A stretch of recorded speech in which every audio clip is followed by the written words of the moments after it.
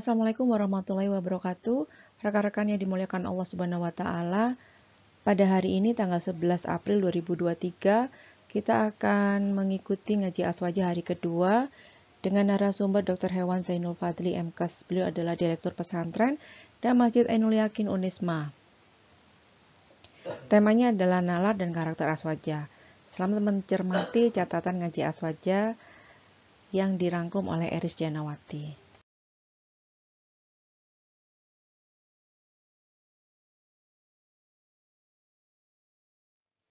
Catatan yang pertama, NU mengikuti mazhab-mazhab muktabar dalam akidah, syariah atau fikih, dan akhlak atau tasawuf. NU berpendirian bahwa dengan mengikuti mazhab yang jelas, metode dan produknya, warga NU akan lebih terjamin berada di jalan yang lurus. Yang kedua, menurut NU, sistem bermazhab adalah sistem yang terbaik untuk melestarikan, mempertahankan, mengamalkan, dan mengembangkan ajaran Islam. Narasumber menuliskan ziarah kubur. Rasulullah Shallallahu Alaihi Wasallam bersabda, sesiapa membaca Yasin dengan mengharap ridha Allah, maka diampuni dosanya. Maka bacakanlah surat Yasin di sisi orang yang meninggal di antara kamu.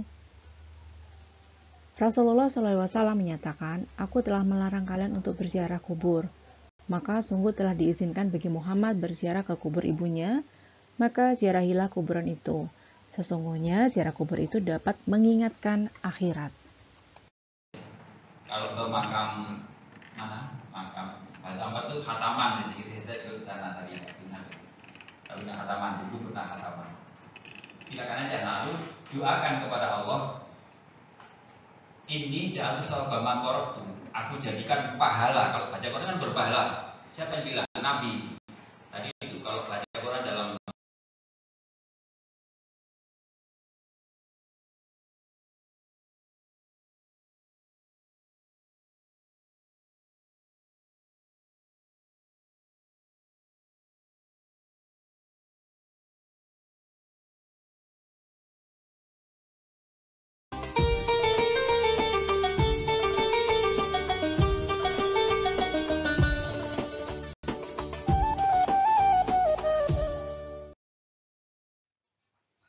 Selanjutnya, tentang pengertian talqin. Menurut ahli bahasa, talqin artinya mengajar, menuntun, membisikkan secara lisan.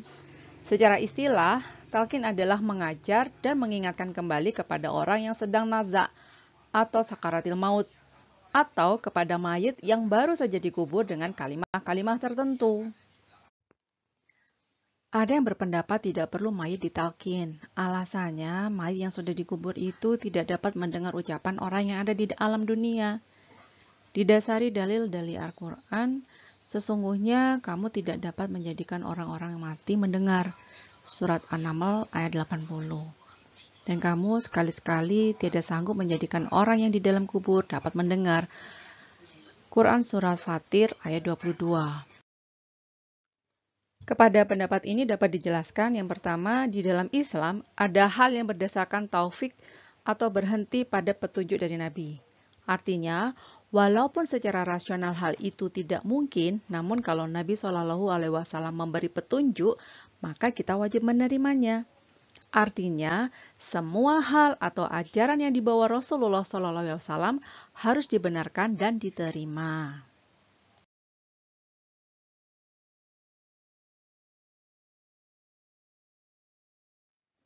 Kita bacakan selanjutnya, dalil disunatkannya talqin pada mayat yang baru dikubur adalah firman Allah seperti keterangan dalam kitab Inatut Thalibin Juz 2 halaman 140. Disunatkan mentalkin mayat yang sudah dewasa walaupun mati syahid setelah sempurna penguburannya.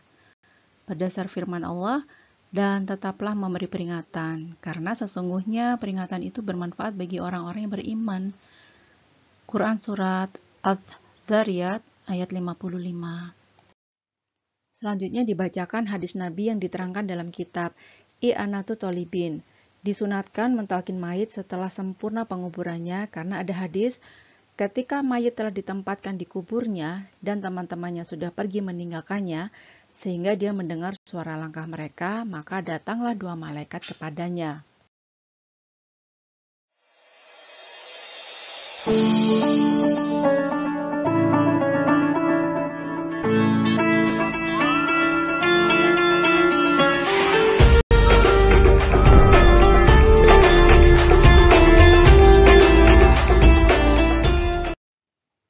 Catatan selanjutnya yaitu tentang tahlilan.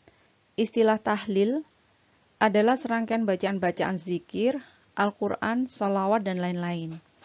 Dalam perspektif balaghah, termasuk majas mursal yang alokahnya min itlaqil juzwa urida bihil kul, menyebutkan sebagiannya saja, tetapi yang dimaksudkan adalah seluruh rangkaian bacaan-bacaan tersebut.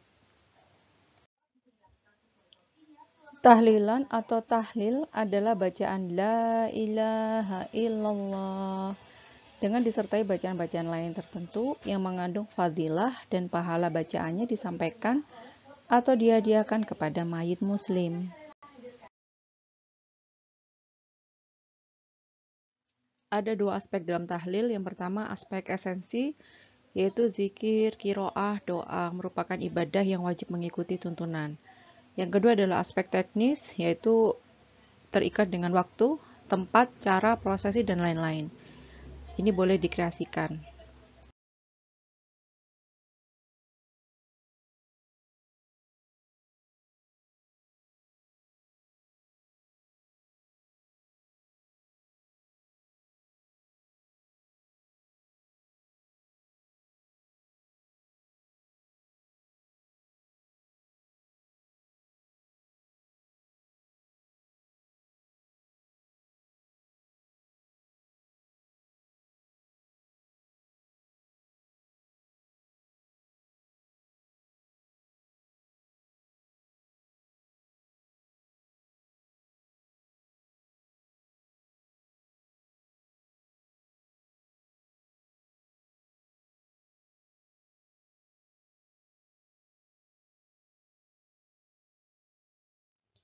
Isi doa kunut adalah memohon petunjuk dan bimbingan, memohon kesehatan dan keselamatan, memohon perlindungan dan pertolongan, memohon keberkahan akan pemberian yang baik-baik, dan memohon terhindar dan terjaga dari hal-hal buruk. Doa kunut ini dibaca saat subuh ketika kita akan memulai aktivitas seharian.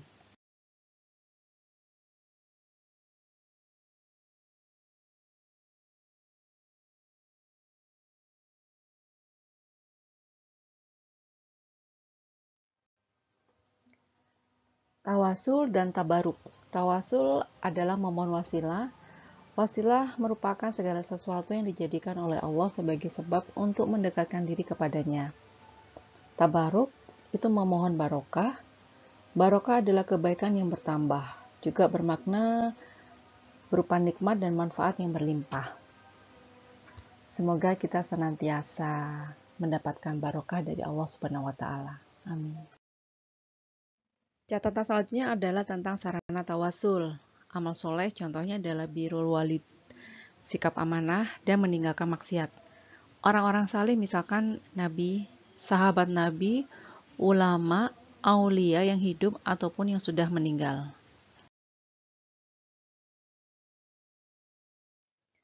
Sarana tabaruk, benda apapun yang baik misalnya jubah, sajadah, wadah air, dan lain-lain. Tempat-tempat yang baik misalnya tempat sholat, majelis orang solih, tanah haram, raudhah, dan lain-lain. Makanan atau minuman dan obat-obatan itu juga merupakan sarana dari tabaruk.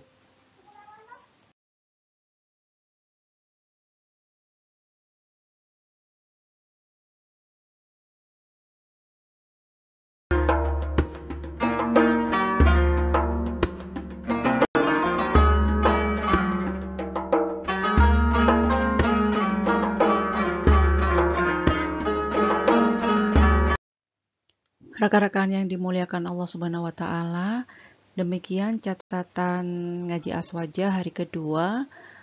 Agak banyak ya, sekitar 35 slide dari catatan peserta. Demikian, mudah-mudahan bisa memberikan manfaat dalam jangka panjang sehingga menjadi pahala jariah bagi narasumber dan bagi semua peserta dan bagi rekan-rekan yang mencermati ngaji Aswaja kedua hari ini.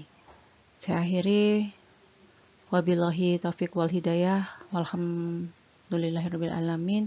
Wassalamualaikum warahmatullahi wabarakatuh.